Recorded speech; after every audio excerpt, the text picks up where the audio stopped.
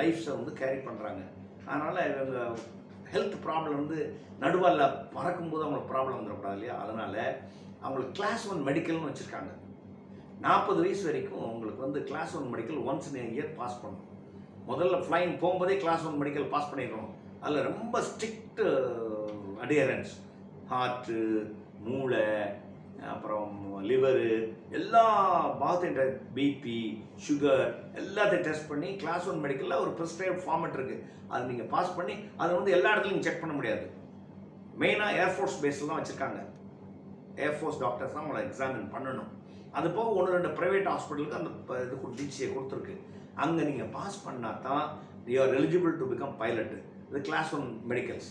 அதே மாதிரி நீங்கள் வெளிநாடு போனால் கூட அந்த நாட்டுக்கு போக முன்னாடி இங்கே அந்த நாட்டோட ஒரு ரெப்ரசன்டேட்டிவ் மெடிக்கல் ஆஃபீஸர் இருப்பார். அங்கே போய் அந்த மெடிக்கலை பண்ணி